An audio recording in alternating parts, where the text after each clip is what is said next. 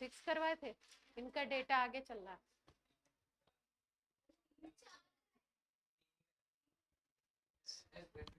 आपकी 1.5 घंटे की क्लास है, 5-6 से ज्यादा हो ही नहीं, 5 से ज्यादा हो ही नहीं सकते, हो ही नहीं पाते। ठीक है, अच्छा। लास्ट क्लास में हमने बात करी थी एंथैल्पी ऑफ न्यूट्रलाइजेशन की, डेफिनेशन हो गई थी, डेफिनेशन हमने समझ भी ली थी।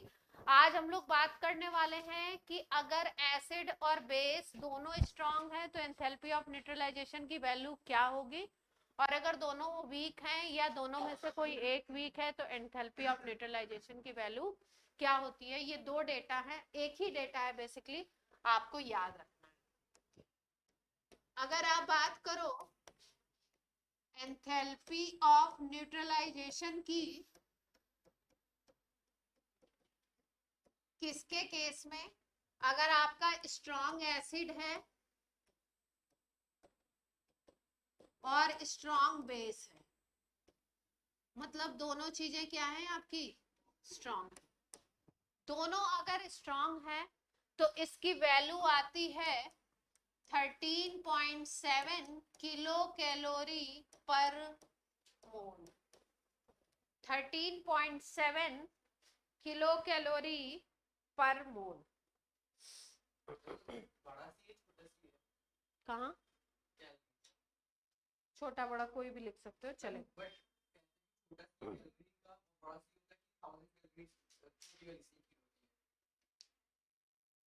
नहीं भाई, ऐसा कुछ नहीं है, हम तो आज तक नहीं लिखते। लिख लिया, इसकी वैल्यू जूल में भी याद होनी चाहिए, जूल की बताओ, जूल में भी लेंगे, वही डेटा बता रही हूँ आपको, जूल का भी डेटा याद होना चाहिए। 13.7 किलो कैलोरी पर मोल तो आपकी क्या है, अगर डेल्टा एच के टर्म्स में लिखोगे तो माइनस में हो जाएगा, है ना, एक्सोथर्मिक प्रोसेस है। और अगर किलो जूल के उसमें लिखना चाहो तो ये डेटा है 57.1 किलो जूल पर मोल।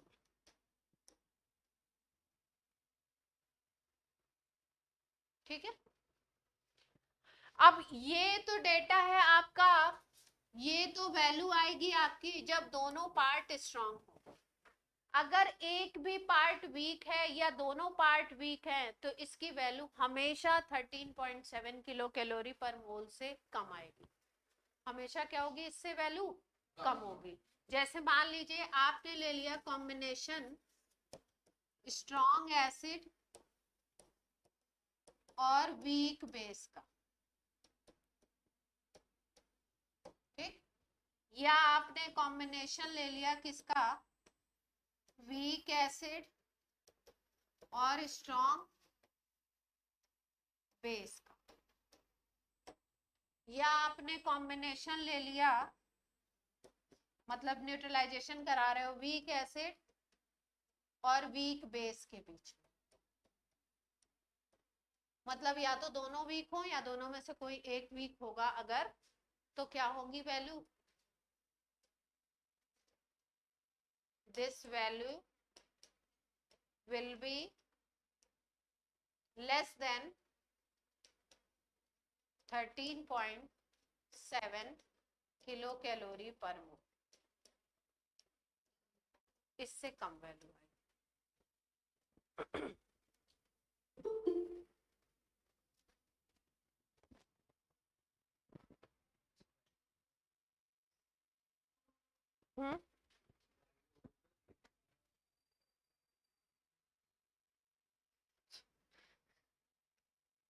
बोलने दो, 13.7 किलो कैलोरी से क्या होगी वैल्यू, कम। तो कम होती क्यों है, ये इसके रीजन की बात कर लेते हैं थोड़ी सी। कमजोर है, हाँ कमजोर है।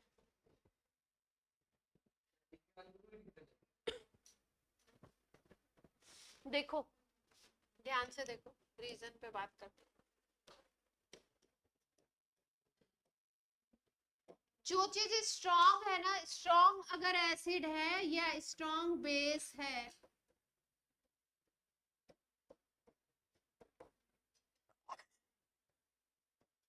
दोनों अगर कोई भी स्ट्रॉन्ग है, जो चीज स्ट्रॉन्ग है, स्ट्रॉन्ग एसिड हो या स्ट्रॉन्ग बेस हो, तो ये जो स्ट्रॉन्ग एसिड या स्ट्रॉन्ग बेस होता है ना, ये कंप्लीटली आयनाइज होता है। कंप्लीटली आयनाइजेशन का मतलब समझते हैं?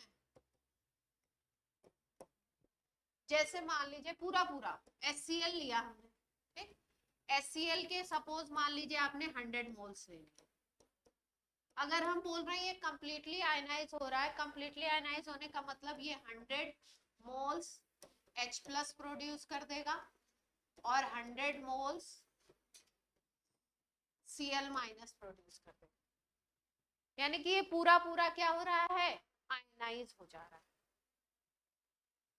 ठीक, अब आयनाइज होगा ये, मान लीजिए आपके पास NaOH है, तो NaOH भी क्योंकि स्ट्रांग होता है, अगर हम सपोज करें ये कंप्लीटली ये भी आयनाइज हो रहा है, ये भी 100 मोल लिया, तो ये 100 क्या बनाएगा, Na+ और 100 क्या बना लेगा, OH-।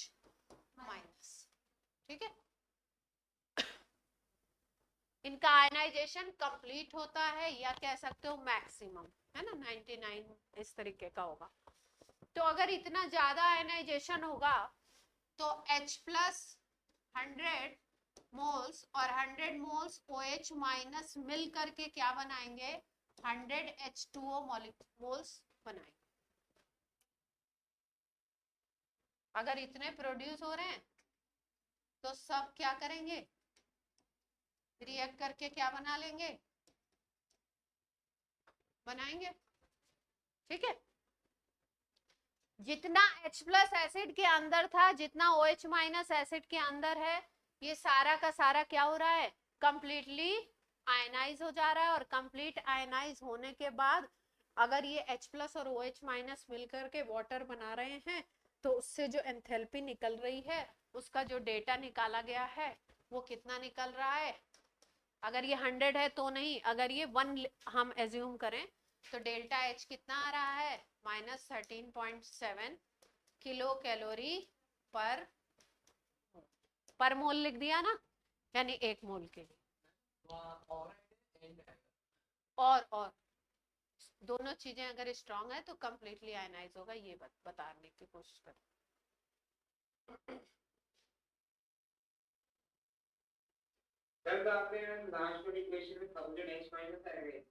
कहाँ पे ये OH-, 100 OH-,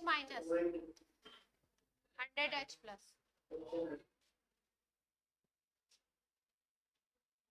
क्या ये 13.7 का जो डेटा है ये क्या है आपका, पर मोल निकाला गया है ना। मतलब अगर 1 मोल लोगे तो 1 मोल H+ बनेगा, 1 मोल OH- बनेगा और उसमें हीट निकलेगी कितनी, 13.7 किलो कैलोरी पर। ठीक, लेकिन अगर कोई भी आप एसिड या बेस ले लेते हो वीक, किसी को भी आपने क्या ले लिया, वीक ले,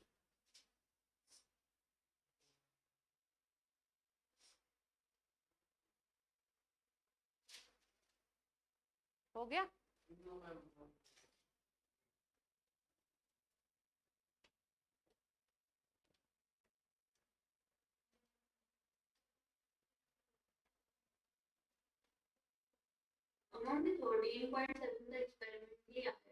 हाँ, एक्सपेरिमेंटली आया, सभी दोनों अगर स्ट्रांग है।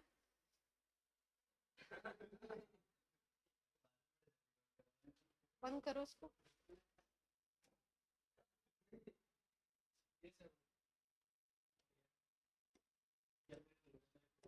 अगर वीक है एसिड, जरूरी है तो बाहर जाओ, वीक एसिड है या वीक बेस है, जरूरी तो बाहर ही जाएंगे ना, यहाँ पे कैसे करेंगे। वीक एसिड है या वीक बेस है तो ये कंप्लीटली आयनाइज तो होगा नहीं, इनकम्प्लीट आयनाइजेशन होगा इसका। इलेक्ट्रोलाइट आपका वीक है तो कुछ एनर्जी क्या होती है इसके आयनाइजेशन में यूज हो जाती है, अगर आपने NH4OH लिया, वीक बेस होता है, अगर आपने लिया वीक एसिड, एसिटिक एसिड, तो इनको आयनाइज करने में कुछ एनर्जी यूज हो जाती है, इसलिए आपका जितना एनर्जी निकलना चाहिए था उतना एनर्जी, जितना स्ट्रांग में निकल रहा है उसके कंपैरिजन में वीक में एनर्जी क्या होती है, कम निकलती है ना। तो क्या लिखेंगे, in these cases some amount of energy is used to ionize weak electrolyte। Weak electrolyte, electrolyte का मतलब जानते हैं, वो सब्सटेंसेस जो आयंस में टूटते हैं। एसिड भी हो सकता है, बेस भी हो सकता है, सॉल्ट भी हो सकता है। यहाँ पे हम एसिड और बेस की बात कर रहे हैं। यहाँ पे हम किसकी बात कर रहे हैं, वीक एसिड या वीक बेस की बात कर रहे हैं, या कोई केस ऐसा भी हो सकता है जिसमें दोनों वीक हो। ठीक है, जैसे एक बार जेई में असर्शन रीजन में क्वेश्चन आया था कि एसिटिक एसिड को अगर आपने लिया है या आपने NH4OH को लिया है, तो NH4OH अगर आपने ले लिया तो उस समय एंथैल्पी ऑफ न्यूट्रलाइजेशन 12.3 आ जा रहा है। कितना आ जा रहा है, 12.3। क्वेश्चन एसिटिक एसिड का आया था, मैं एग्जांपल आपको NH4OH का दे रही हूं। If we have taken NH4OH and HCl, ये हमने लिया, ठीक, ये होता है NH4OH इज वीक बेस और HCl होता है HCl ये स्ट्रॉन्ग एसिड की, स्ट्रॉन्ग एसिड की। तो स्ट्रॉन्ग जो चीज है वो तो कंप्लीट आयनाइज होगी, उसके लिए आपको एनर्जी खर्च नहीं करनी है। वीक कौन है, NH4OH। तो इसके केस में डेल्टा H ऑफ न्यूट्रलाइजेशन निकलता है -12.3 किलो कैलोरी पर मोल। ठीक है, तो इसका रीजन क्या बताएंगे, क्या रीजन होगा, some amount of energy will used up in ionization of NH4OH। ये दिखाई दे रहा है, मैंने नीचे लिख दिया ज्यादा, क्योंकि NH4OH कैसा है, ठीक है। एक बार पूछा गया है इस तरीके का डेटा देके एसिटिक एसिड के लिए कि कितना आयनाइजेशन में एनर्जी लगी, जो डिफरेंस होगा 13.7 और जो एनर्जी दी होगी उसका जो डिफरेंस होगा वही आयनाइजेशन में लगा है। होना चाहिए था कितना, अगर दोनों स्ट्रांग होते तो 13.7, हो कितना गया इस केस में 12.3, तो आयनाइजेशन में कितना लगा, माइनस कर देंगे दोनों को, कितना आएगा, कितना आ रहा है बोलो, 1.4 आ रहा है, 13.7 में से माइनस क्या, हाँ 1.4, तो 1.4 किलो कैलोरी एक मोल को क्या करने में लग गई, आयनाइज कर। ठीक है, क्लियरिटी है।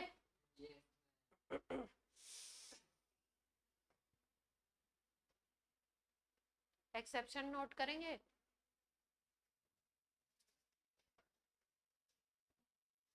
नोट हो गया ये पॉइंट सबका। गार्गी थोड़ा धीरे बोलो, इन लोग एकदम साउंड सिस्टम के नीचे हैं वॉइस। एक्सेप्शन, हाँ 2 लड़कियां भी, एक्सेप्शन लिख लो, in case of HF, in case of HF enthalpy of neutralization is more than 57.1 in case of HF, hydrofluoric acid बोल सकते हैं, हाइड्रोफ्लोरिक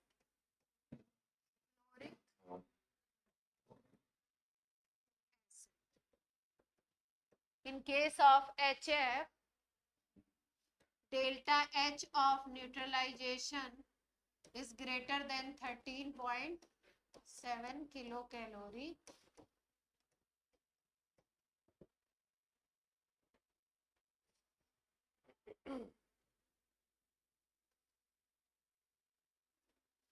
ठीक है, और जूल वाला डेटा क्या था 57.1, तो इसकी जो रिपोर्टेड है लगभग याद नहीं रखनी आपको 68 है, किलो जूल वाले में 60।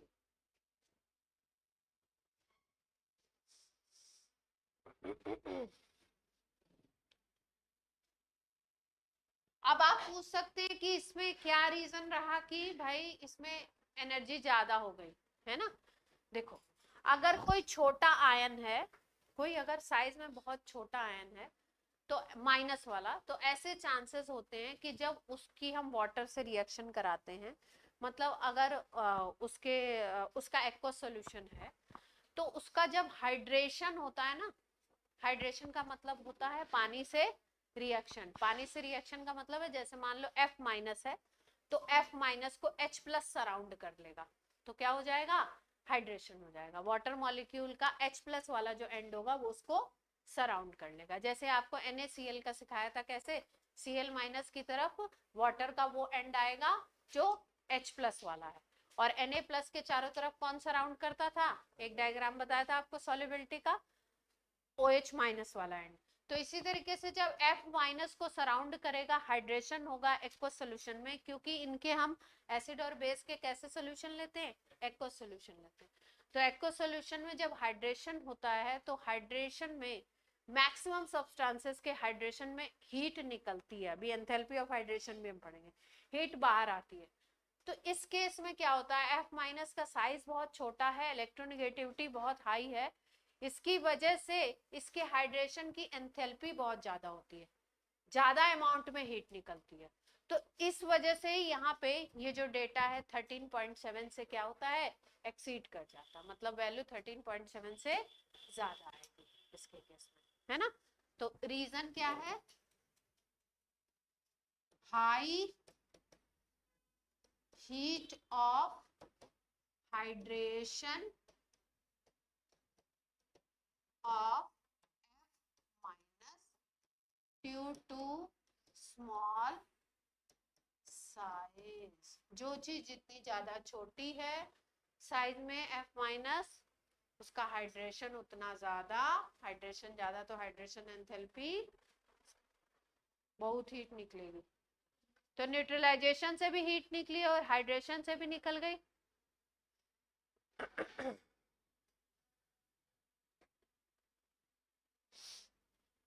ठीक है,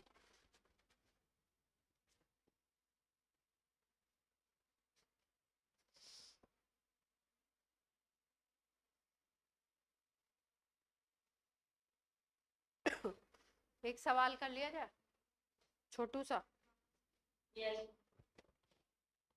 ये समझने के लिए कि अगर हमने NaOH और HCl लिया तो अमाउंट ऑफ हीट 13.7 है, लेकिन अगर कोई डाई बेसिक एसिड ले लो या आपका डाई एसिडिक बेस ले लो, जैसे CaOH होल ट्वाइस ले लिया, या हमने ले लिया H2SO4, तब वहां पे हम एंथैल्पी ऑफ न्यूट्रलाइजेशन का हम कैलकुलेशन कैसे करने वाले हैं, उसके लिए एक छोटा सा एग्जांपल है,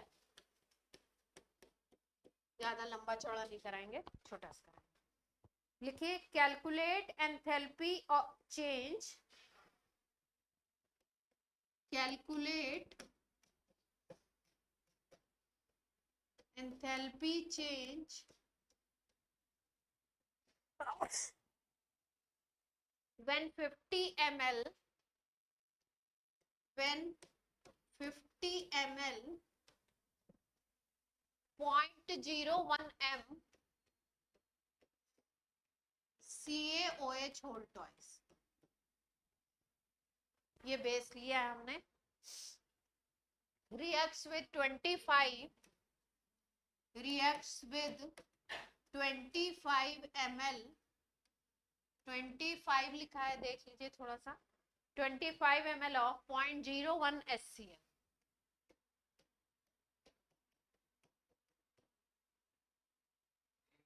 यानी कि बेस की भी मोलरिटी दी है और वॉल्यूम दिया है, और एसिड का भी मोलरिटी और वॉल्यूम दिया, ठीक है। अब बोल रहे हैं given that enthalpy of neutralization for strong acid and strong base is 140 kilo calorie per mole, kilo calorie per equivalent. क्या डेटा गिवन है? Given that enthalpy of neutralization for strong acid and strong base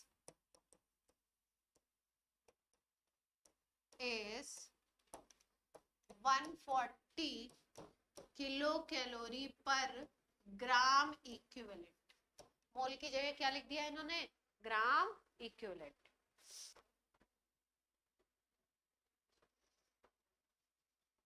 आराम से सोचो थोड़ा सा।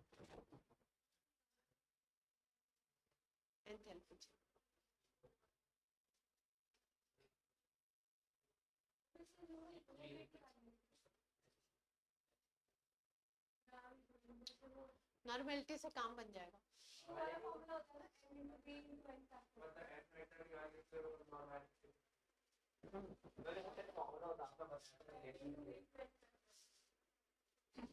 क्या बताया था?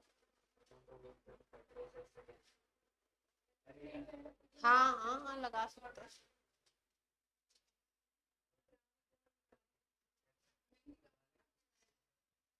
देखो ये अब हिंट क्या है क्वेश्चन में, 140 kilo calorie per gram equivalent तब यूज होगा जब 1 ग्राम इक्विवेलेंट एसिड का 1 ग्राम इक्विवेलेंट बेस से रिएक्ट कर रहा हो, तो 140 किलो कैलोरी डेटा दिया हुआ। अब आपको ये वैल्यूज दी हैं, इतना बेस और इतना एसिड रिएक्ट कर रहा है।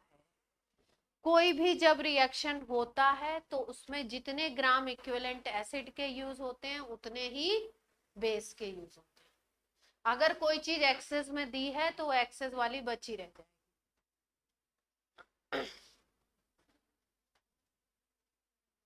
और अगर किसी के ग्राम इक्विवेलेंट निकालने हैं, किसी के भी ग्राम इक्विवेलेंट निकालने हैं तो 2 तरीके होते हैं, या तो उसका मास गिवन हो और इक्विवेलेंट वेट से डिवाइड कर दो, या तो उसकी नॉर्मेलिटी और वॉल्यूम को मल्टीप्लाई कर दो। वॉल्यूम लीटर में ले लोगे तो ग्राम इक्विवेलेंट आएगा, वॉल्यूम ml में ले लोगे तो मिलीग्राम इक्विवेलेंट।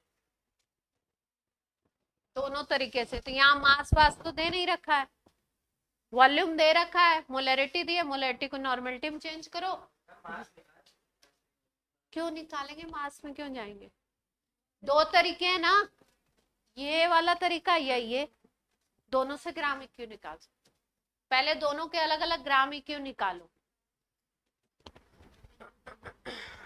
दोनों का n/2 भी निकालो,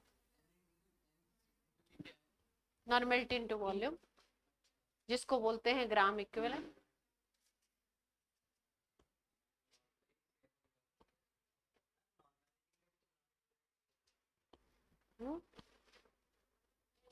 n फैक्टर चाहिए, n factor CaOH whole twice का n फैक्टर 2 होता है, HCl का n फैक्टर 1 होता है। तो आपने मोल कॉन्सेप्ट नहीं पढ़ा ना मुझसे? पढ़ा? अच्छा, हम 700 नहीं भाई, 700 क्या? किलो कैलोरी नहीं नहीं,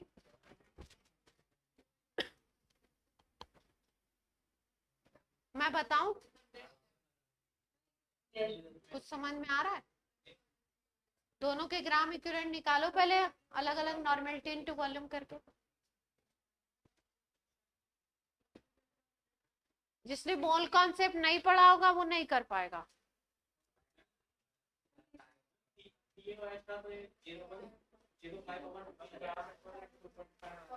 अपॉन 50 क्यों आ रहा है?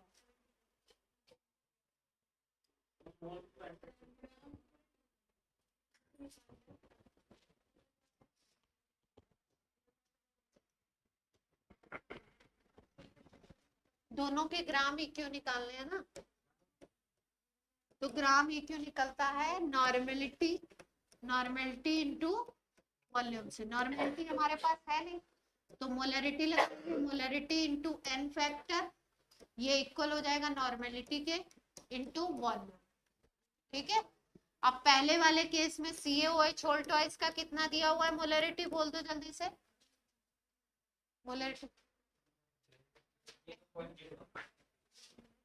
0.1 ये दी हुई है, और n factor CaOH whole twice के पहले बता दिया क्या है 2। ठीक, वॉल्यूम कितना दिया हुआ है, वॉल्यूम 50 ml है ना। 1000 से चाहो तो डिवाइड करो, नहीं चाहो तो ml में निकालोगे तो MEQ आएगा।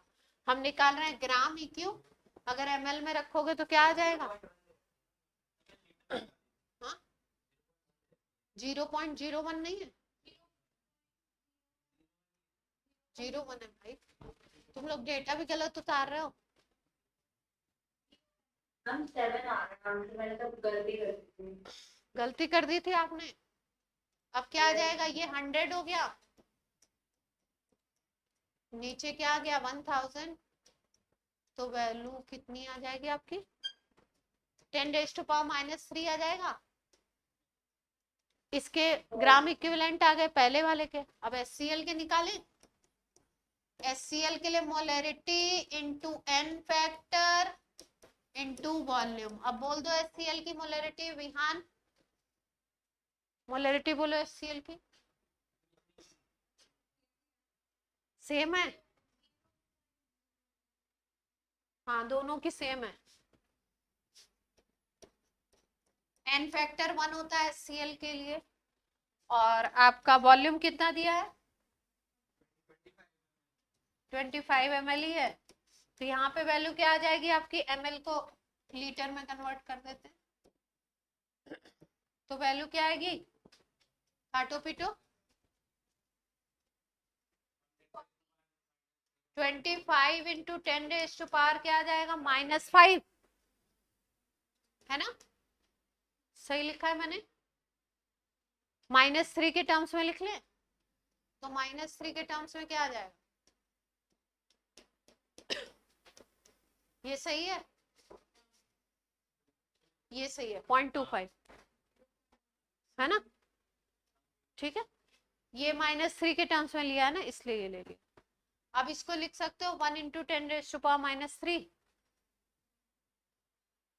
और ये कितना हो गया 0.25 इंटू 10⁻³ अभी मैंने आपको क्या बताया कि जितने किसी भी रिएक्शन में जितना ग्राम इक्विवेलेंट एसिड का यूज होगा उतना ही ग्राम इक्विवेलेंट बेस का यूज होगा। किसी भी रिएक्शन में अगर दो कंपाउंड रिएक्ट कर रहे हैं, वो एसिड हो वो बेस हो वो जो भी चीज हो, ऑक्सीडाइजिंग रिड्यूसिंग एजेंट या कोई भी दो कंपाउंड, अगर रिएक्शन आपने बैलेंस लिखा हुआ है या नहीं भी लिखा है चलेगा, दोनों के ग्राम इक्विवेलेंट इक्वल एक्ट करेंगे, आप रिएक्ट करेंगे आपस में। मान लो एक सब्सटेंस का ग्राम इक्विवेलेंट आपने निकाला W/E करके या N इंटू V करके और वो आया 5, तो दूसरे सब्सटेंस का भी ग्राम इक्विवेलेंट क्या होगा 5 ही। ये रिएक्शन का रूल है, किसी भी रिएक्शन का, एसिड बेस का रिएक्शन हो या किसी भी दो सब्सटेंस का रिएक्शन हो, तो रिएक्शन इक्वल ग्राम इक्विवेलेंट के बीच में होता है।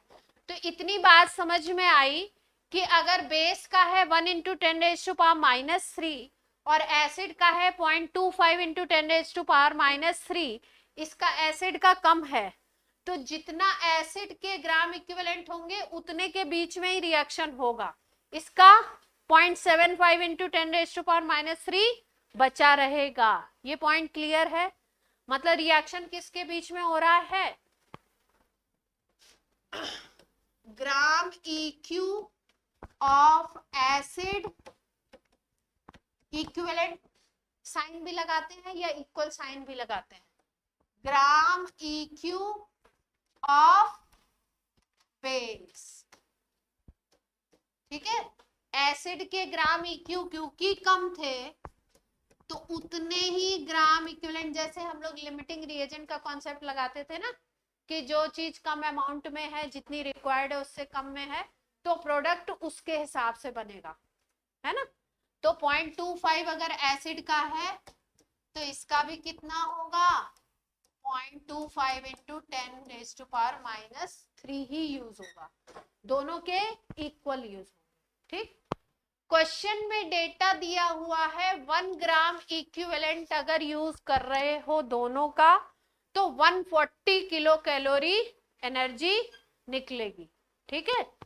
क्वेश्चन का डेटा क्या है, पर ग्राम इक्विवेलेंट दिया है। 1 ग्राम इक्विवेलेंट अगर यूज होगा किसका, एसिड, एंड 1 ग्राम EQ अगर यूज होगा बेस का, तो डेल्टा H की वैल्यू उस केस में क्या आएगी, 140। अभी हमारा 1 ग्राम EQ रिएक्ट नहीं कर रहा है, माइनस में होगा, डेटा माइनस का ही होगा न्यूट्रलाइजेशन का। अभी हमारा कितने ग्राम इक्विवेलेंट केवल रिएक्ट किया, 0.25 इंटू 10⁻³ इसका मतलब वैल्यू क्या आ जाएगी, 1 के लिए ये थी तो 0.25 इंटू 10⁻³ के लिए क्या आ जाएगी वैल्यू, 140 इंटू, अब ये कैलकुलेट करो डेटा क्या आएगा, 35 आ रहा है।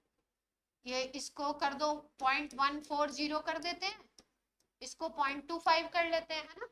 140 का 1/4 हो जाएगा, डेसिमल उड़ा देंगे, ठीक है।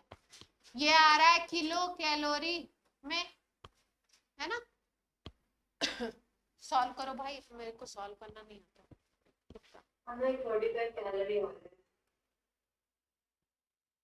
35 कैलोरी, ये किलो कैलोरी का डेटा है।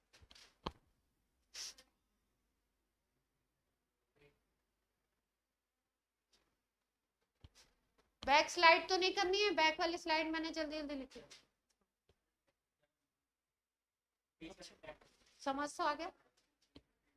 ये कर लो, जो लोग ये स्लाइड नोट कर रहे हैं कर लें, तो फिर बैक स्लाइड कर दो, कुछ लोगों ने बैक स्लाइड में। ये कितना आएगा,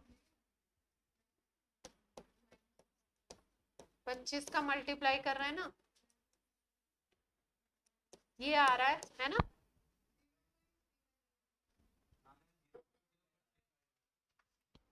कितना आ रहा है ये,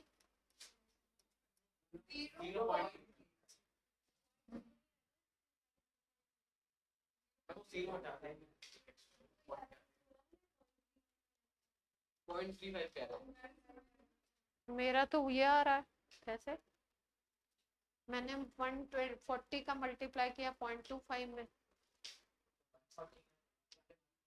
25 का तो 3500 आया था। हाँ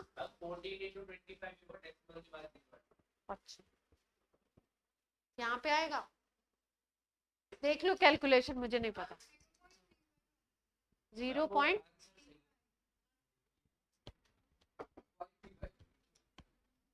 हमारी कैलकुलेशन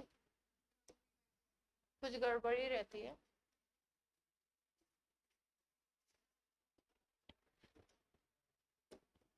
डेटा क्या हो जाता है हमारा, थोड़ा सा गड़बड़ हो जाता है। अब आप सॉल्व कर लेना, है ना। ये आ रहा है किलो कैलोरी में, आंसर जो दिया हुआ है वो कैलोरी में दिया हुआ है ना, तो आंसर आप कैलोरी में कन्वर्ट कर, ठीक। तो कॉन्सेप्ट समझ में आया। तो आपको यानी कि क्वेश्चन में क्या दे रखा था, 1 ग्राम इक्विवेलेंट का तो डेटा दे रखा था कि 1 ग्राम इक्विवेलेंट रिएक्ट करेगा तो इतना निकलेगा हीट, है ना।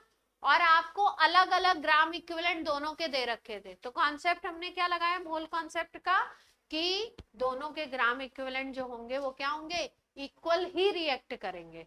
जो एक्स्ट्रा है वो रिएक्शन में बचा रहेगा, उसकी मतलब कोई टेंशन नहीं करनी है अपने को।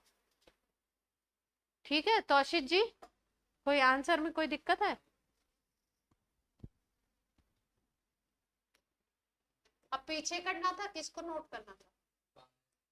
बादल जी, यहाँ से करना था, क्वेश्चन नोट किए थे, तो हो गया। फिर ये भी हो गया, फिर रह क्या गया? अच्छा उस स्लाइड पे मैंने ये सब कर दिया, पिछली स्लाइड पे क्या कर दिया मैंने?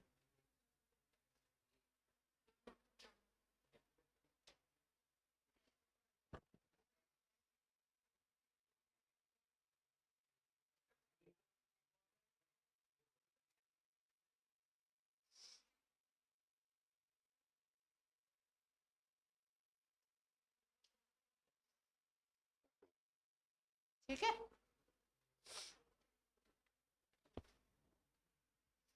35 कैलोरी आएगा आंसर। आंसर इन्होंने दे रखा है 35 कैलोरी, ये किलो कैलोरी था, आंसर क्या होगा अपना 35।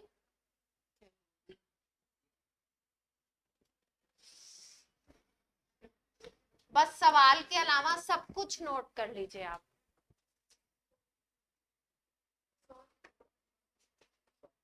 मैम आज आप फोटो वाला कान का पहन के आए हैं, मैम कौन किस टाइम पे एंट्री मार रहा है, सब। चलो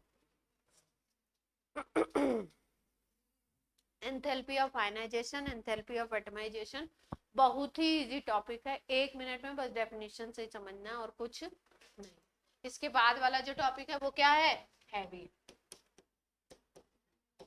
एंथैल्पी ऑफ आयनाइजेशन, मीनिंग पता होना चाहिए, अब निकालने का तरीका वगैरह आप सीख गए। एंथैल्पी ऑफ आयनाइजेशन,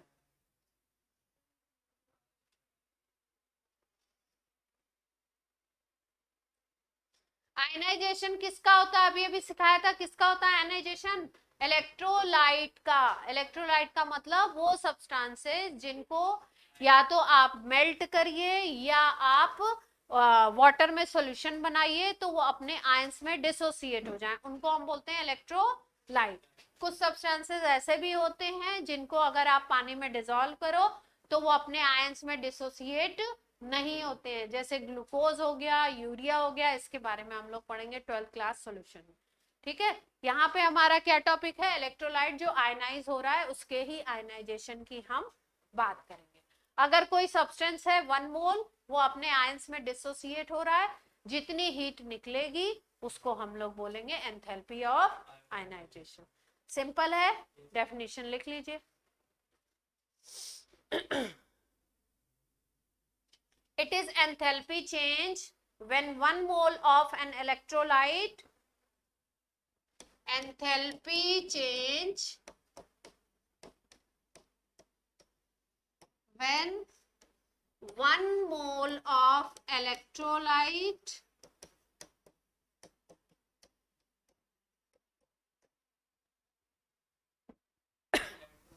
इलेक्ट्रोलाइट मतलब अभी तो पता है जो आयंस में टूटेगा, completely dissociates into ions, completely dissociate into ions। ठीक है, जैसे एक एग्जांपल लिखते हैं, एसिटिक एसिड अगर लेते हो, इसका आपने ले लिया 1 मोल, ये डिसोसिएट होता है acetate ion which is CH3COO minus, और H प्लस में एसिड है तो H प्लस देगा। इस केस में डेल्टा H निकलता है, डेल्टा H ऑफ आयनाइजेशन, आई से डिनोट करते हैं, आयनाइजेशन जो रिपोर्टेड है स्टैंडर्ड कंडीशन में वो है 3। वैल्यू कितनी है इसकी, 3 किलो कैलोरी। हाँ, इस केस में तो प्लस है, इसका मतलब देंगे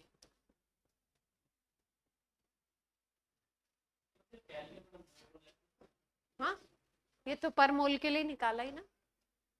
लिख लो, यूनिट लिख लो, मोल, कोई दिक्कत नहीं।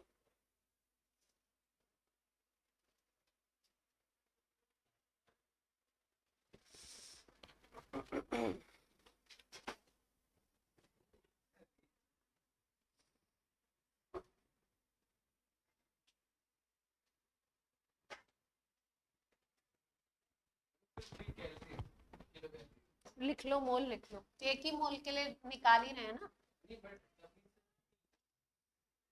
इतनी निकल रही है, हाँ, वीक है।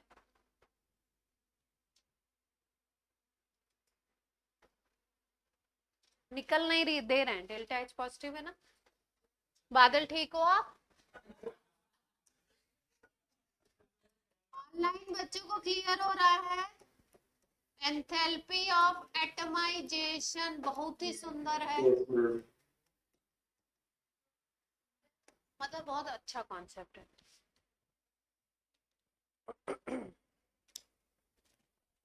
एटमाइजेशन अगर निकाल रहे होंगे कहीं पे तो ऐसा लिखा होगा, स्मॉल ए, डेल्टा एच, बीच में क्या लिखा होगा, small A.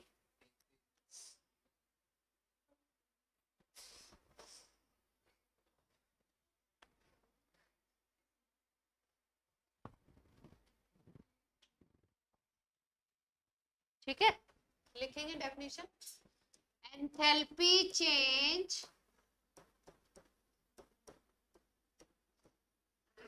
when 1 mole bond, नया टर्म आ गया, देख रहे हैं, अभी तक 1 मोल कंपाउंड की बात कर रहे थे, अब क्या बात कर रहे हैं, 1 मोल bond breaks into 1 mole bond breaks into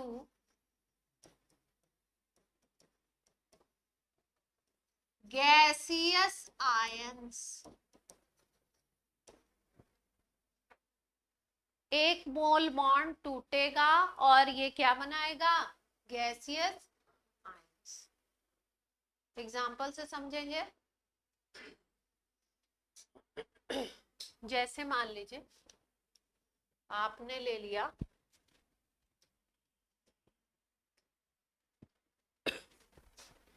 hydrogen gas ले ली, तो H2 के फॉर्मेट में होगा मॉलिक्यूल। अब अगर ये 1 मोल है ना कंपाउंड, तो इसके बीच में ये जो बॉन्ड है ना, अगर ये कंपाउंड कितना है 1 मोल, तो इसके बीच में ये जो बॉन्ड है इसको बोलोगे 1 मोल बॉन्ड। क्या बोलोगे, अगर एक मॉलिक्यूल है तो क्या बोलेंगे, 1 बॉन्ड बोलेंगे, और अगर एक मोल है सब्सटेंस तो उसके बीच के बॉन्ड को क्या बोलोगे, 1 मोल बॉन्ड। ये 1 मोल बॉन्ड टूटेगा, ब्रेक होगा, एंथैल्पी ऑफ एटमाइजेशन लगेगी, और आपका ये किस में टूटेगा, एक बॉन्ड टूटेगा तो ये एटम बन जाएगा, इसलिए एटमाइजेशन। और एटम भी कैसा बनना चाहिए, गैसियस। एटम भी कैसा बनना चाहिए, गैसियस। इस केस में जितना डेल्टा एच होगा उसको क्या बोलोगे, एंथैल्पी ऑफ एटमाइजेशन।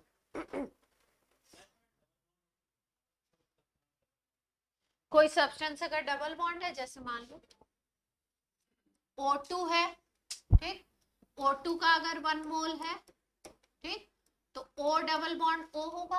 अब इसका ये जो दोनों बॉन्ड है ना, इनको बोलेंगे 1 मोल बॉन्ड। क्या बोलेंगे इनको,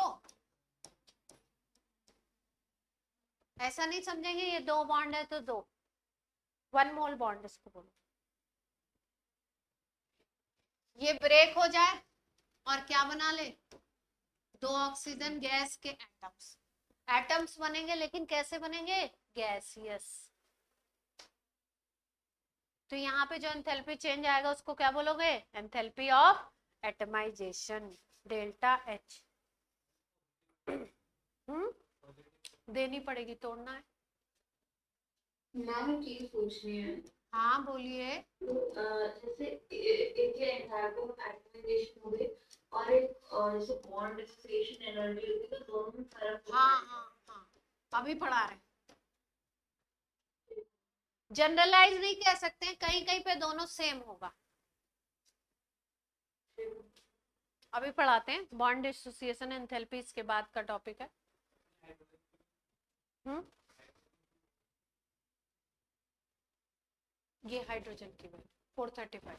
डेटा नहीं याद रखना है, चलेगा, समझाने के लिए आपको लिख दिया है, डेटा याद रखने की जरूरत नहीं। कैलकुलेशन करवाएंगे तो डेटा देंगे।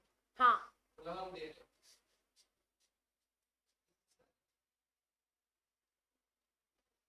हाँ, दे रहे हैं इतने सारे।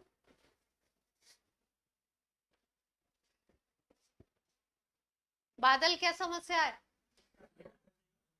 हैं? ये बार बार पीछे देख के ऐसे मुस्कुरा रहे हो उन सबको, जैसे तुम्हारी, क्या ही बोलूं मैं, बच्चे हैं, चलो छोड़ो। CH4।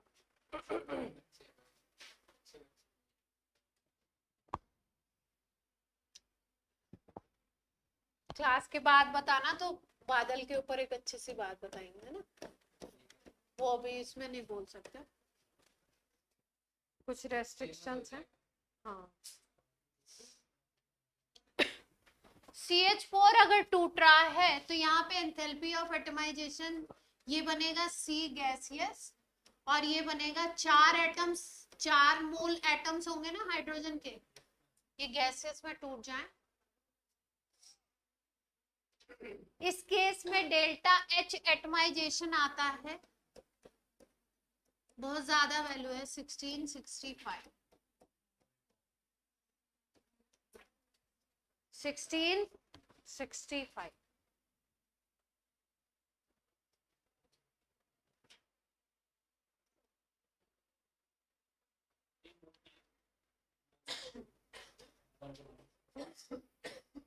हाँ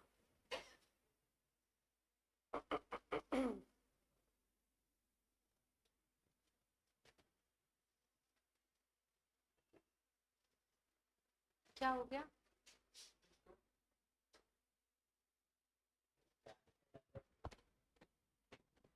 मैदान से आप कुछ कहना चाहते हो तो कह दो, कोई दिक्कत वाली बात नहीं है। हाँ, आराम से आप कह सकते हैं।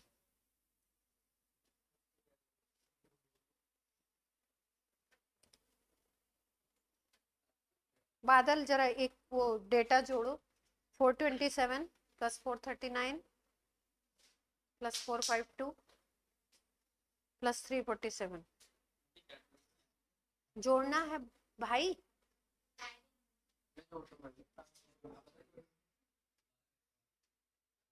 बादल दो,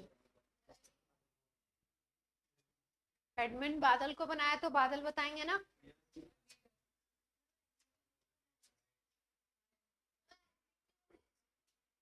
है। 1675 आ रहा है कि 65 आ रहा है? जल्दी बोलो, मेरे पास 65 लिखा हुआ है। करेक्ट कर लिया? देखो ध्यान से, सुनो सुनो सुनो, ये हमने बोला एंथैल्पी ऑफ एटमाइजेशन है। एंथैल्पी ऑफ एटमाइजेशन की मोटी मोटी बात समझो कि 1 मोल लेना है कंपाउंड, उस 1 मोल कंपाउंड में जितने भी एलिमेंट हैं उनको तोड़ फोड़ के गैसियस एटम में कन्वर्ट कर दो। उनको तोड़ फोड़ के किस में कन्वर्ट कर दो? गैसियस एटम में। जैसे मान लो सपोज हमने लिया होता CH3OH, ठीक, इसका मान लो ले लेते 1 मोल। अब इसको क्या करना है हमको?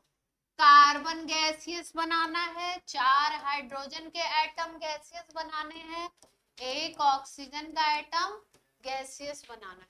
पूरे प्रोसेस में जितनी टोटल एनर्जी लगी उस टोटल एनर्जी को क्या बोलोगे? Enthalpy of atomisation. एटमाइजेशन का मतलब है जितने भी एटम्स थे मॉलिक्यूल के अंदर उनको गैसियस एटॉमिक स्टेट में कन्वर्ट करना है। कंपाउंड शुड बी 1 मोल। कितना ले रहे हैं 1। क्लियर है बात? तो इसको तोड़ने में जितनी भी एनर्जी लगेगी उस पूरी एनर्जी को क्या बोल दोगे? Enthalpy of atomisation. क्लियर है?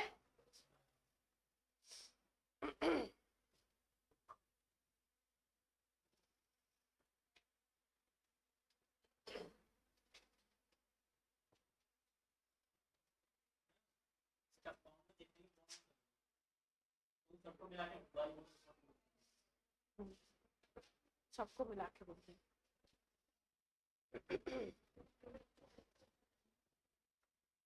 सबको मिला के तो 1 मोल बॉन्ड तो नहीं बोलेंगे। अभी 1 मोल बॉन्ड का कॉन्सेप्ट एक बार और क्लियर करते हैं बॉन्ड एनर्जी में।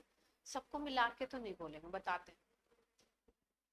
अब एक टॉपिक लिखो, बॉन्ड डिसोसिएशन एनर्जी, उसी से रिलेट करके एटमाइजेशन को फिर से रिलेट करेंगे। Bond dissociation energy,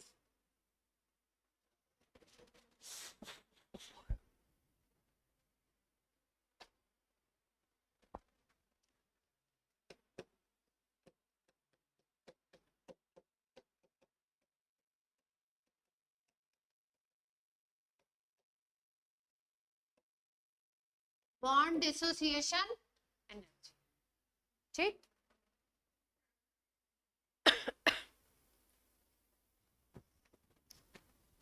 enthalpy required, definition लिखो, enthalpy required to dissociate a given bond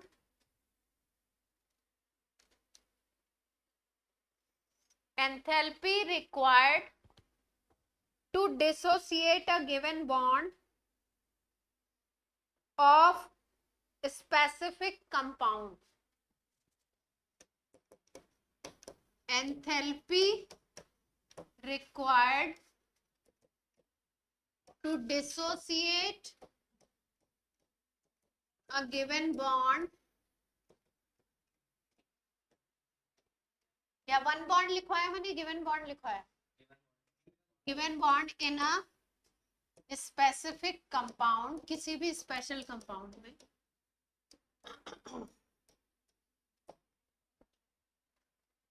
ठीक है, एग्जाम्पल से समझते हैं, ध्यान से समझो। जैसे मान लो आपने ले लिया वाटर मॉलिक्यूल, वाटर का 1 मोल ले लिया, ठीक। अब वाटर आपने ले लिया, तो वाटर में अगर ध्यान से देखो तो 2 OH बॉन्ड दिखाई दे रहे हैं एक मॉलिक्यूल के अंदर, देख पा रहे हो? एक OH बॉन्ड ये है, एक OH बॉन्ड ये है। अगर मोल बोलोगे तो बोलोगे 2 मोल बॉन्ड हो गए, है ना। मॉलिक्यूल बोलोगे तो एक बॉन्ड ये, एक बॉन्ड ये। मोल बोलोगे तो बोलोगे 1 मोल बॉन्ड ये, 1 मोल बॉन्ड, ठीक। अब क्या हुआ, मान लो ये पहला बॉन्ड ब्रेक कर रहे हैं, मतलब हमने क्या किया, एक H+ बना लिया और एक OH बना लिया। OH माइनस बनेगा तो O और H के बीच का बॉन्ड तो रहेगा ही, अभी एक बॉन्ड तो है। इसमें मान लो एनर्जी लगी आपकी x किलो कैलोरी, कितनी लगी? x किलो कैलोरी, ठीक। अब ये OH माइनस आ गया हमारे पास, इसमें एक ये बॉन्ड था, अब इसको तोड़ा तो फिर से H+ बना और मान लो O-2 बन गया गैसियस, O-2 बन गया गैसियस, ये गैसियस बन गया, ये गैसियस और ये गैसियस। इसमें मान लो आपको एनर्जी निकली या एंथैल्पी चेंज हुआ y किलो। पहले बॉन्ड को तोड़ने में x किलो कैलोरी एनर्जी देनी पड़ी, दूसरे बॉन्ड को तोड़ने में y किलो कैलोरी एनर्जी देनी पड़ी, ठीक है। मतलब ऐसा जरूरी नहीं है कि किसी कंपाउंड में 2 अगर सिमिलर बॉन्ड दिखाई दे रहे हैं, OH OH 2 बॉन्ड सेम दिख रहे हैं आपको बाहर से, तो दोनों को तोड़ने में एनर्जी सेम लगे, अलग अलग अमाउंट ऑफ एनर्जी लगता है, ठीक। तो अगर हम बोलें कि इसका एक ये जो बॉन्ड है इसको टूटने में या 1 मोल बॉन्ड टूटने के लिए कितनी एनर्जी लगेगी, तो क्या करते हैं इस केस में, इस केस में इन दोनों का एवरेज निकाल लेते हैं। जिसमें भी बॉन्ड अगर टूट रहा है और बॉन्ड के टूटने में अलग अलग एनर्जी लग रही है, तो क्या करेंगे उसमें एवरेज निकाल लेते हैं। मतलब यहाँ पे अगर हमको बॉन्ड डिसोसिएशन एनर्जी निकालनी है, पहला बॉन्ड टूटा तो x किलो कैलोरी एनर्जी देनी पड़ी, दूसरा बॉन्ड टूटा तो कितनी देनी पड़ी, y किलो कैलोरी एनर्जी देनी पड़ी।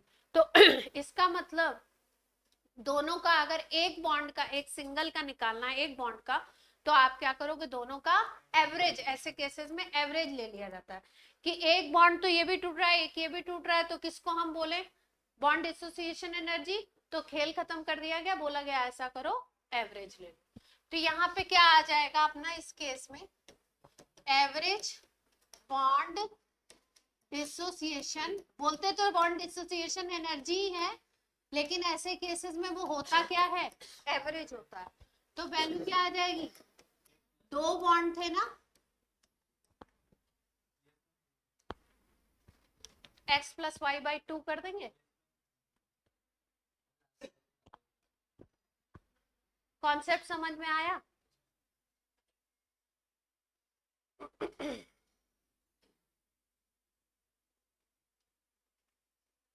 जैसे इसमें जो डेटा दिया है वो पहला बॉन्ड टूट रहा था ना, तो अच्छा इसमें चार्ज नहीं लगाते हैं, चार्ज इसलिए ना लगाएं क्योंकि हम क्या बना रहे हैं, गैसियस एटम बना रहे हैं। क्या बना रहे हैं हम, गैसियस एटम बना रहे हैं, कोई मतलब ही नहीं है चार्ज वगैरह से।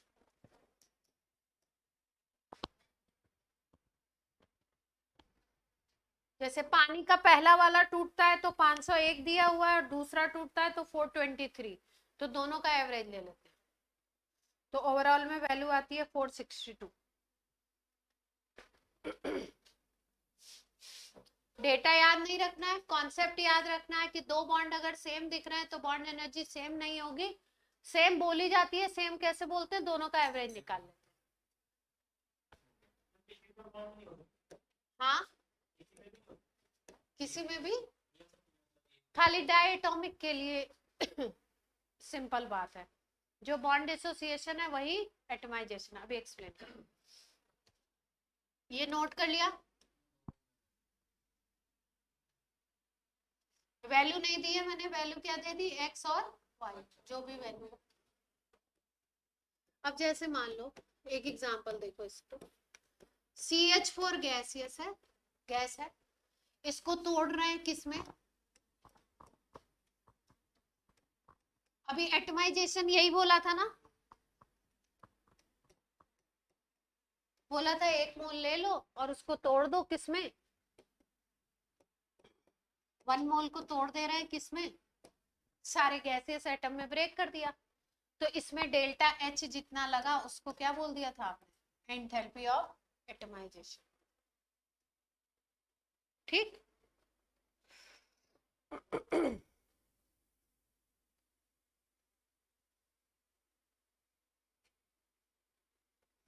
अब ध्यान से अगर देखो, कुछ डेटा लिख रही हूं मैं,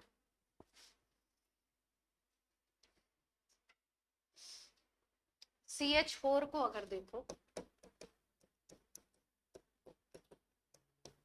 अगर एक मॉलिक्यूल है तो 4 बॉन्ड होंगे, CH CH CH 4 बॉन्ड होंगे, अगर एक मोल है तो 4 मोल बॉन्ड होंगे। कैसे टूटेगा, ध्यान से देखो, सबसे पहले ये कन्वर्ट होगा,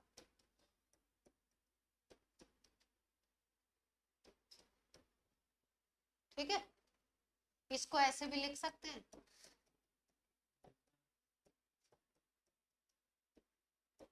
पहले पहला बॉन्ड टूटेगा तो एक H हटेगा, कोई दिक्कत। फिर ये जो CH3 गैस है इससे क्या होगा, एक और H निकल जाएगा, तो क्या बन जाएगा, ठीक। ये पहला था, ये दूसरा, तीसरे में क्या होगा, CH2 गैस है, अब इससे क्या बनेगा, CH गैस और एक H गैस। यहां तक कोई दिक्कत? तो अशित क्या दिक्कत है? फिर C गैस और H गैस। अब चार सारे के सारे कार्बन कार्बन गैसियस फॉर्म में आ गया और सारे के सारे चारों हाइड्रोजन डिसोसिएट हो गए। पूरा प्रोसेस अगर एक स्टेप में लिखते तो delta H enthalpy of atomization पूरा एक सिंगल स्टेप में ऐसे लिख दिया था हमने। इसमें चारों बॉन्ड टूटे थे ना, और अगर तोड़ तोड़ के लिखा तो कैसे लिखा हमने? एक एक स्टेप को लिखा है ना। पहले स्टेप में इसमें एनर्जी निकलती है 427 देनी पड़ेगी, मतलब निकलेगी 427। डेल्टा एच पॉजिटिव में है 427। दूसरे स्टेप में है 439।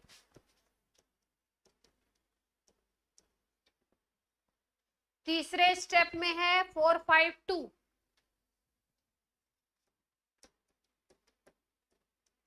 चौथे में है 437।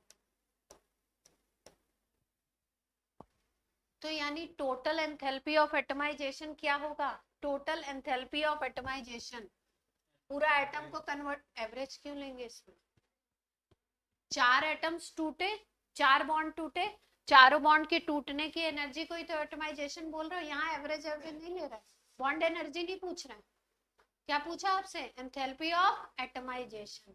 एक मोल बॉन्ड टूटा, दूसरा मोल बॉन्ड टूटा, तीसरा टूटा, चौथा टूटा, टोटल कितनी एनर्जी हुई?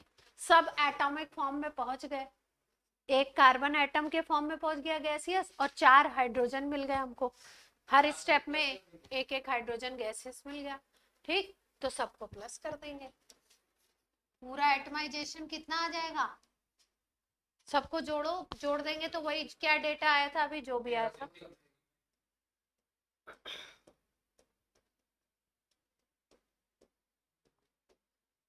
कितना आ जाएगा?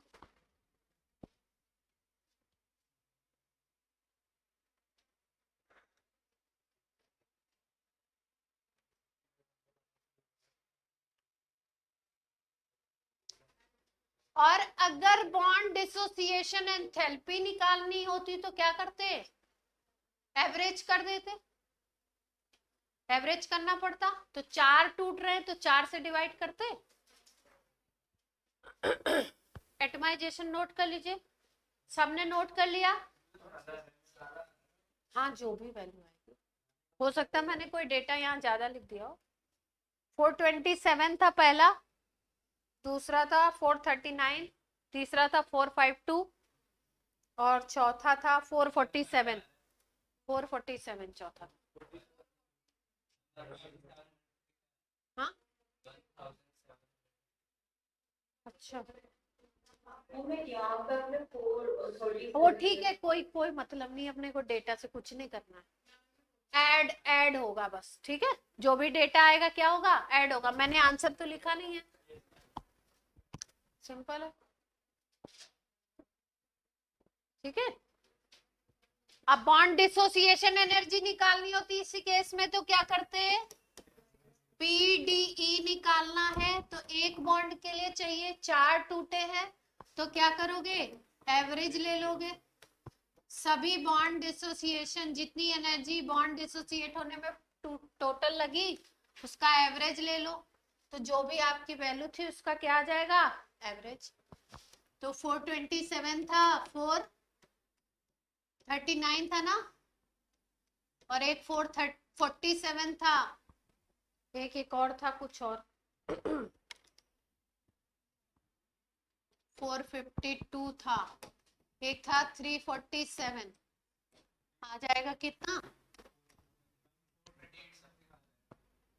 जो भी आ जाए। क्या लिया था? तो 3 कर दो, गलत आया होगा, इसी से गलत आया होगा, 100 का डिफरेंस आ रहा होगा। हाँ, 1665 है, डिवाइडेड बाई 4 हो जाएगा।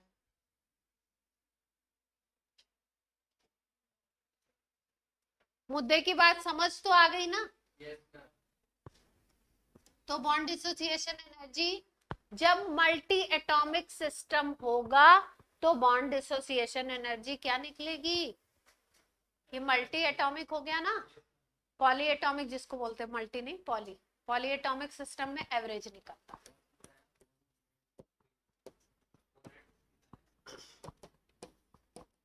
एवरेज निकालना पड़ता है आपको, ठीक है? चीज है।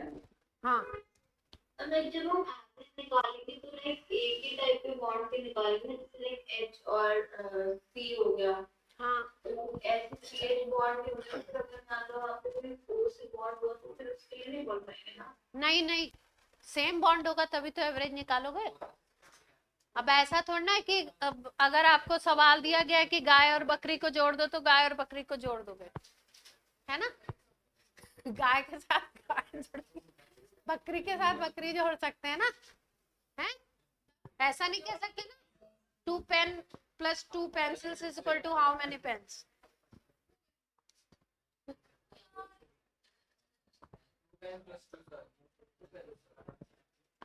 हर्ष कोई दिक्कत है? अरे क्यों कैलकुलेट करना है?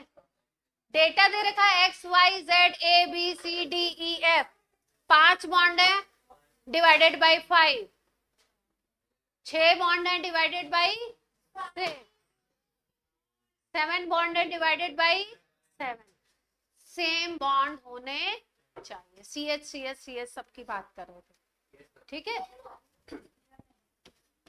अगर यही मॉलिक्यूल होता डाई एटॉमिक, जैसे Cl2 को तोड़ रहे हो, Cl यहां पे एक ही बॉन्ड की बात हो रही है, Cl2 में क्या हो रहा है, Cl एक ही बॉन्ड है, तो ये अगर टूटेगा तो यहाँ पे जो एटमाइजेशन होगा वही होगा bond dissociation energy, same to 2Cl gases बन, ये टूट नहीं रहा, ये बॉन्ड दिखाया बस मैंने। तो इस केस में अगर मॉलिक्यूल कैसा है, डाई एटॉमिक, तो उस केस में बॉन्ड डिसोसिएशन एनर्जी और एंथैल्पी ऑफ एटमाइजेशन क्या होंगे, that will be same. Poly atomic के केस में बॉन्ड डिसोसिएशन एनर्जी एवरेज से निकलेगी और एटमाइजेशन क्या निकलेगी, सबके एडक्ट से, समेशन से।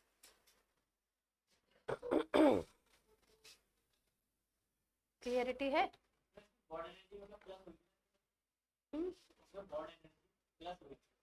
बॉन्ड एनर्जी नहीं, bond dissociation.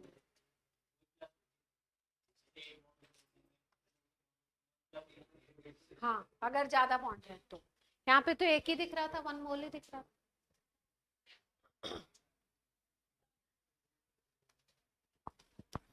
Bond dissociation energy और बॉन्ड एनर्जी को कई बार क्या लिखते हैं, सेम लिखते हैं, थोड़ा सा हल्का सा डिफरेंस है, ज्यादा नहीं। बॉन्ड एनर्जी लिखो बीई, जल्दी से करो, ये बहुत अच्छा टॉपिक है, जल्दी से। कहाँ? अरे यहाँ कैलकुलेट करना है दुनिया की चीजें, इंपॉर्टेंट लिख लो पहले टॉपिक के ऊपर, ये पढ़ाया था यहाँ, थर्मोकेमिस्ट्री की कैलकुलेशन चल रही, मैम ये तो पढ़ाया था।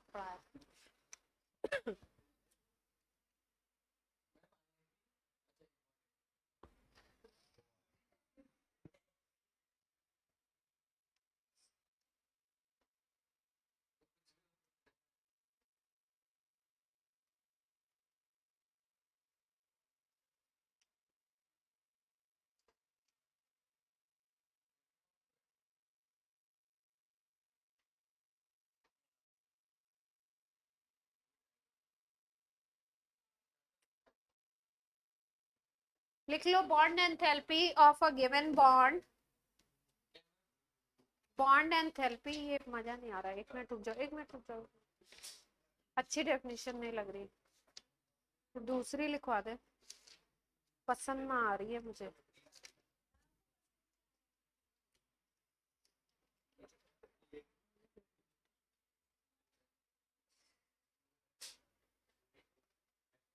इसमें भी यही है, दोनों का पब्लिकेशन एक ही है ना। bond enthalpy of a given bond, bond enthalpy of a given bond is defined as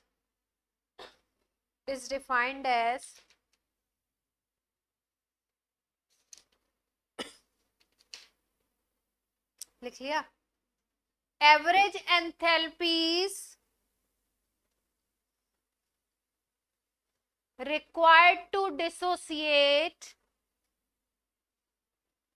average enthalpies required to dissociate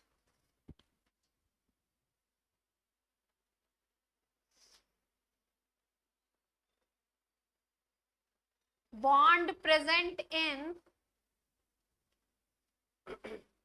different gaseous compound into free atoms or radicals, free atoms or radicals in gaseous state. वही same ही बात कर दी इन्होंने। हमने एक और पढ़ी थी हमने क्या पढ़ी थी वो नहीं याद आ रहा।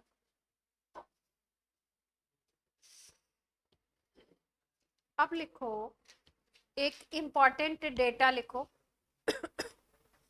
अगर किसी रिएक्शन में सपोज मान लीजिए आपको बॉन्ड डिसोसिएशन एनर्जी, या जिसको हम बॉन्ड एनर्जी भी कह रहे हैं, अगर ये बॉन्ड एनर्जी रिएक्टेंट और प्रोडक्ट सबकी दे रखी है, रिएक्टेंट और प्रोडक्ट सबकी दे रखी है, उस रिएक्शन के लिए आपको निकालना है enthalpy of reaction, delta H R निकालना है। अगर तो आप कैसे निकालेंगे अगर बॉन्ड एंथैल्पी आपको सबकी दे रखी है तो, ठीक है। तो लिख लो कैलकुलेशन ऑफ बॉन्ड एंथैल्पी, या बॉन्ड एनर्जी भी लिख सकते हैं।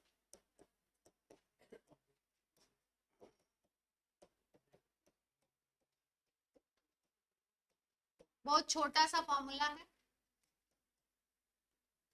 जैसे हम लोग एंथैल्पी ऑफ रिएक्शन कैसे निकालते थे, प्रोडक्ट, सारे प्रोडक्ट की एंथैल्पी को प्लस करो, माइनस कर दो सारे रिएक्टेंट की एंथैल्पी, समेशन लेते थे ना, summation H of product minus summation H of reactant. यहाँ पे क्या हल्का सा चेंज है,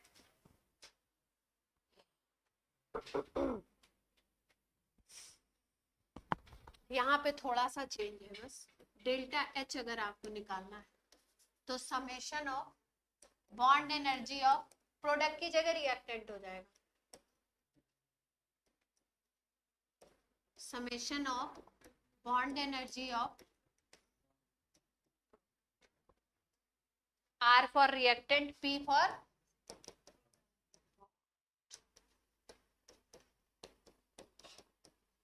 अब कोई सवाल दिया जाए उसमें रिएक्शन दिया हो, रिएक्टेंट प्रोडक्ट दिए हो, तो सबका करके निकाल लेंगे। पक्का इंपॉर्टेंट है, ये सवाल आता है।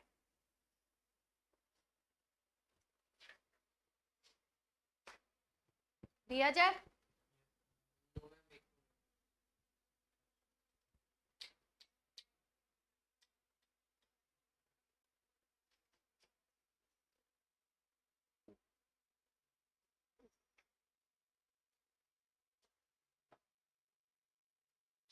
सवाल दें, ऑनलाइन नोट हो गया फॉर्मूला।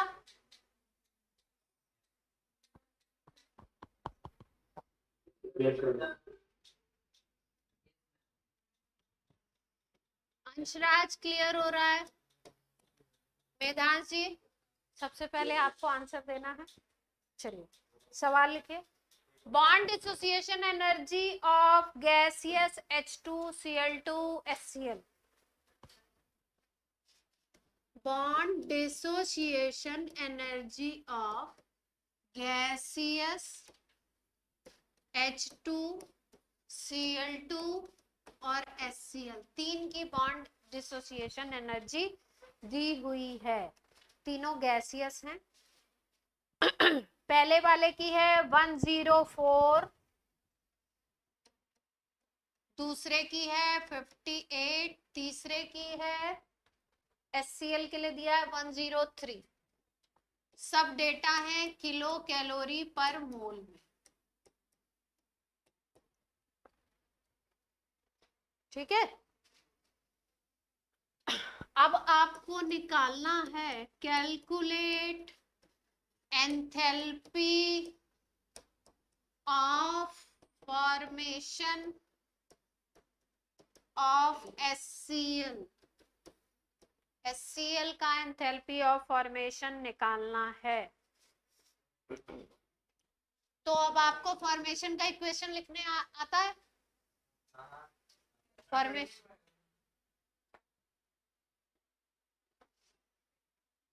साइन वाइन बोलो।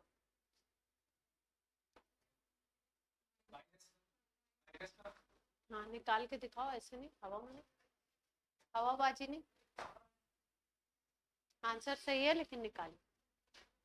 Enthalpy of formation of HCl निकालना है गैस। तो पहले क्या करें, इक्वेशन लिखें। किससे बनेगा ये?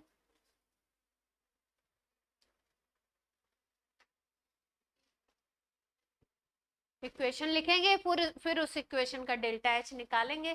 क्या यूज करके? जो अभी पिछला फॉर्मूला बताया है।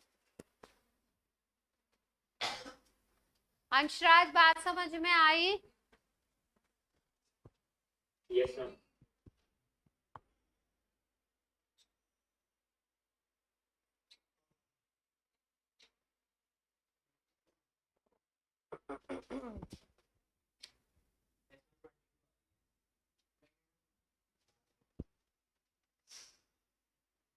बादल जी करिए, 1 मोल बनाइए ना, आप करिए।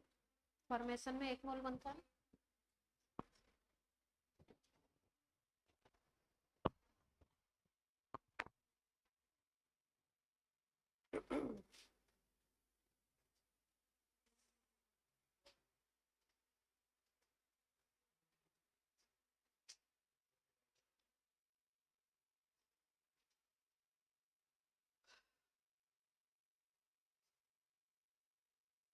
आ गया?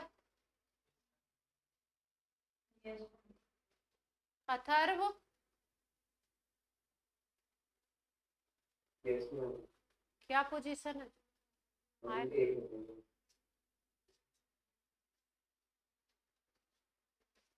बादल जी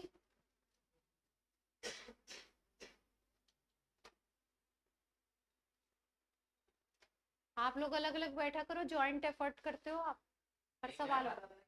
आदत पड़ जाती है तुम लोग की, पड़ जाएगी। अलग बैठेंगे तो ज्वाइंट एफर्ट नहीं करेंगे ना। जैसे बादल आज देखो अलग बैठा, दिमाग नहीं चल रहा।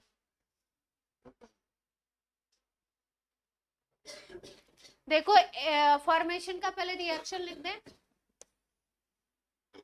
तो HCl बनाना है, गैसियस बनाना है, तो H2 से बनेगा और किससे बनेगा? Cl2 से, है ना। तो एक H एक HCl चाहिए, H2 लोगे तब तो क्या हो जाएगा? 2H 2 HCl, तो 2 मोल उधर बन जाएंगे। तो क्या करें, इसको हाफ ले लेते हैं। ठीक है, अब इसके लिए हमें क्या देखना है? डेल्टा H ऑफ रिएक्शन जो होगा वही डेल्टा H ऑफ फॉर्मेशन होगा।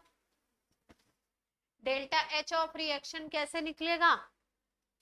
समेशन ऑफ रिएक्टेंट का bond energy minus summation of किसका? प्रोडक्ट का बॉन्ड एनर्जी। यही तो करेंगे, यही करने वाले हैं। ठीक, प्रोडक्ट की बॉन्ड एनर्जी क्या दे रखी है? HCl की 103 दे रखी है। तो ये वाला डेटा तो 103 हो गया, एक ही प्रोडक्ट है। यहां तक किसी को कोई दिक्कत? इसके प्रीवियस डेटा में ही दिक्कत आई होगी। अगर हम H2 की बात कर रहे हैं, H2 की बात कर रहे हो, तो H2 को अगर तोड़ोगे तो 2H बनेंगे गैसियस। ठीक है, लेकिन हमारी जो रिक्वायर्ड रिएक्शन है उसमें कितना H बनना चाहिए? एक ही बनना चाहिए, हाफ ले रहे हैं, है ना। इसका मतलब ये जो डेटा दिया हुआ है वो किसके लिए दे रखा है, H2 के हिसाब से, 2 हाइड्रोजन के हिसाब से। अगर 2 हाइड्रोजन डिसोसिएट होके बनेंगे एटम गैसियस तो ये डेटा है, यानी एक हाइड्रोजन के हिसाब से हमको डेटा लेना पड़ेगा, क्योंकि हाफ H2 कर रहे हो तो एक ही हाइड्रोजन गैसियस एटम बन रहा है। तो आपको ये डेटा क्या लेना पड़ेगा, हाफ लेना पड़ेगा। मतलब आपको तो चाहिए ये वाला डेटा, ये डेटा चाहिए आपको। यहाँ पे डेटा क्या गिवन था आपको, H2 का 104 था, तो इसका डेटा क्या हो जाएगा, आधी हो जाएगी एनर्जी। तो ये आ गई कितनी, 52 आ गई। अब 2 रिएक्टेंट हैं, Cl2 भी है, तो Cl2 में भी सेम केस है, 58 थी, है ना, 2 Cl बनते तो कितनी निकलती एनर्जी, 58। हमें कितना Cl रिक्वायर्ड है, एक ही रिक्वायर्ड है ना, तो आपका ये भी क्या हो जाएगा, हाफ हो जाएगा। 58 का हाफ कितना होता है, कितना, माइनस कर देंगे तो वैल्यू आ जाएगी। आंसर है -22 किलो कैलोरी पर मोल।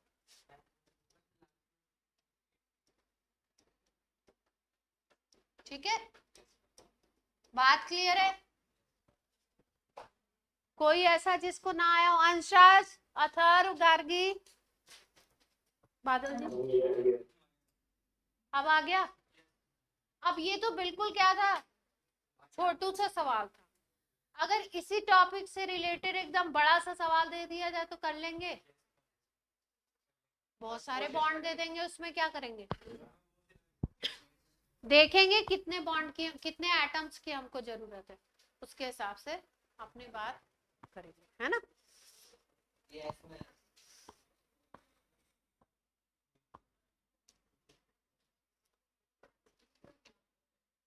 कोशिश करेंगे तो क्या होगा,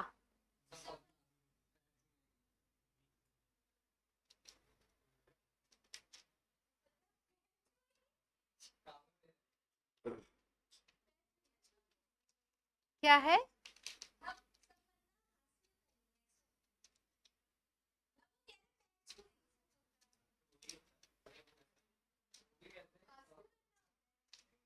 अरे सुनो सुनो, यहाँ हिंदी पे डिबेट नहीं चल रही है, शांति बनाए रखें,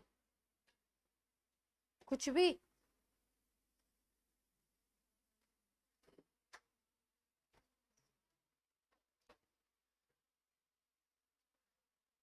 यूपी में बोलते हैं बच्चे हैं कि बच्चे की, क्या बोलते हैं, कोई यूपी का होगा नहीं, शैतान बच्चों को बोलते हैं ऐसे चिढ़ाने के लिए। बच्चे की, बच्चे की पूंछ है ना, तो आपको क्या करना है, शैतानी करनी है।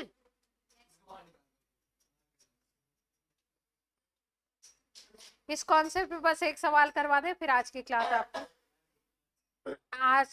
आज की क्लास मतलब आपकी समापन पे, फिर लास्ट इस चैप्टर की लास्ट क्लास होगी कल। कल नहीं, कल तो हम लोग उसकी करेंगे ना, जीओसी का लेक्चर करेंगे ना कल।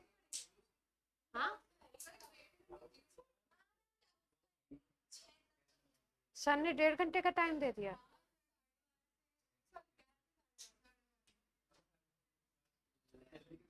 बहुत ही सही बात है भाई। चलो सवाल लिखो, बहुत सस्ता सुंदर टिकाऊ। ये इसकी कर लेंगे, खत्म हो जाएगा, इसकी क्लास हो जाएगी कल, तो थर्मोडायनेमिक्स वाला चैप्टर खत्म हो जाएगा ना। और वो मुझे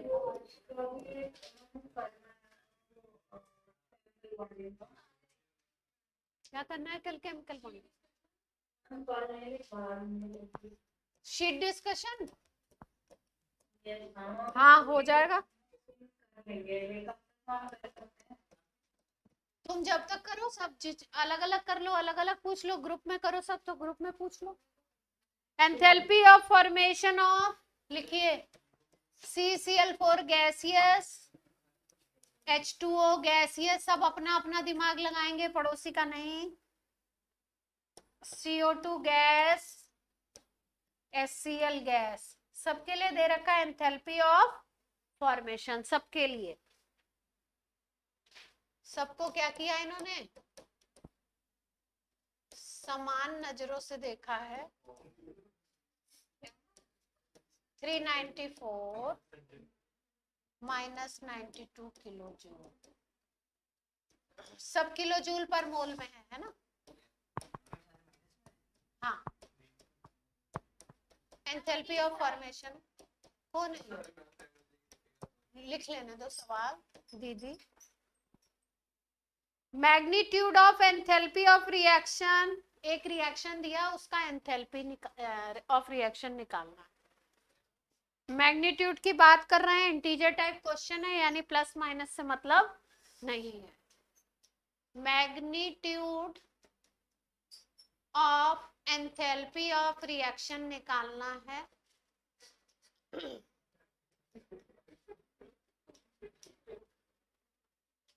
रिएक्शन ये है,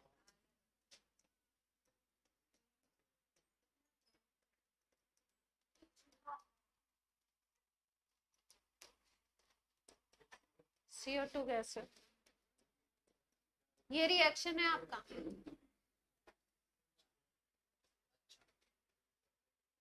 जल्दी करिए, एंथैल्पी ऑफ रिएक्शन निकालना है बहन।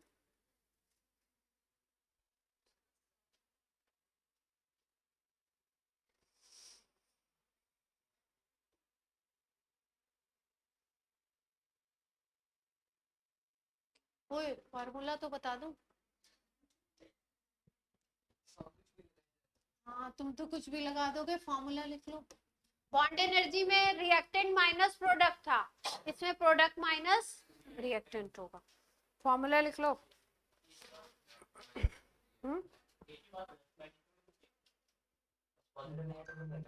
फॉर्मूला नहीं याद रखोगे जहां मैग्नीट्यूड ना दिया तो।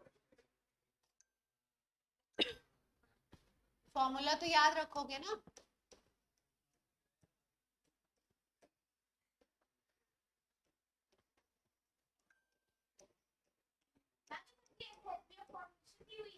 हाँ, भाषा पढ़ो भैया, सवाल की लैंग्वेज पढ़िए।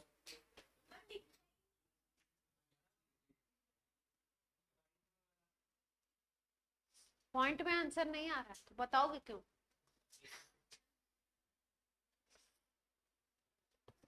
बॉन्ड एनर्जी के लिए तो रिएक्टेंट माइनस प्रोडक्ट था, यहाँ पे क्या है, प्रोडक्ट माइनस रिएक्टेंट।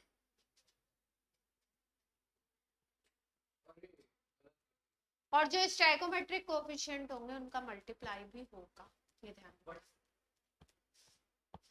जैसे यहाँ पे 1 है, यहाँ पे 2 है, 4 है।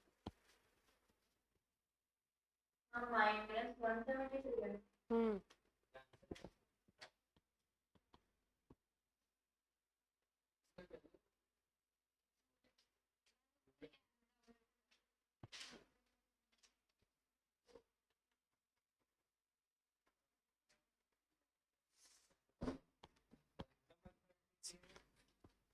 माइनस में आना चाहिए, मैं बता दे रही हूँ। उन्होंने मैग्नीट्यूड पूछा है, हम नहीं पूछ रहे। बादल एकदम लगे हुए हैं, आप सवाल का आंसर निकाल के ही मुझे दम देंगे। पूरा क्या मतलब, पूरा ही निकालेंगे।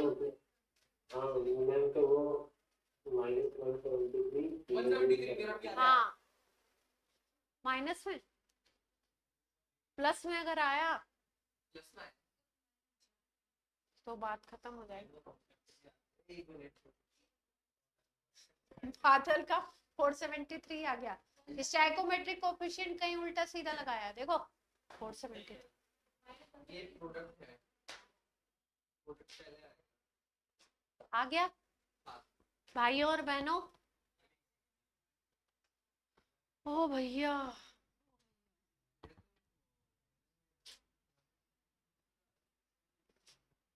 मैं करके बताऊं, नहीं आ रहा है तो आप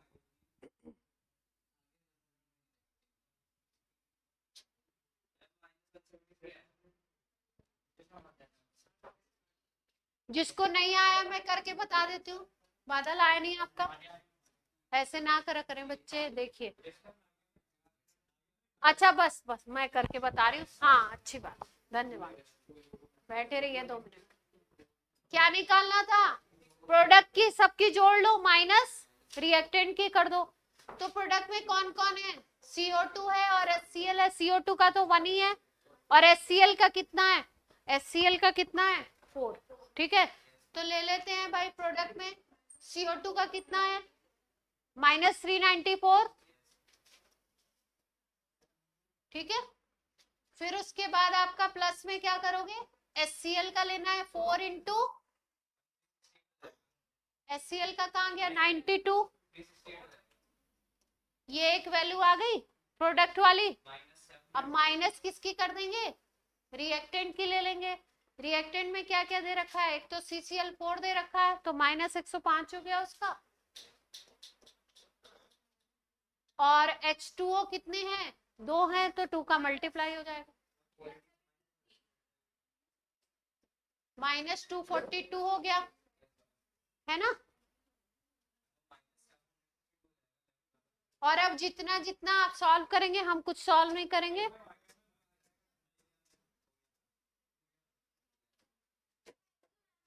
प्रोसेस क्लियर है सबको? कर लेंगे। अब लास्ट टर्न पे कल की क्लास में क्या होगा? छोटे छोटे 2-4 डेफिनेशन रह गई हैं, 2-4 PYQ कराएंगे और क्लास हो जाएगी, अपना चैप्टर हो जाएगा।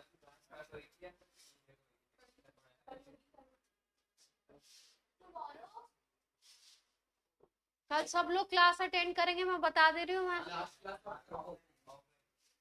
हाँ ऐसा नहीं, गड़बड़ नहीं करना।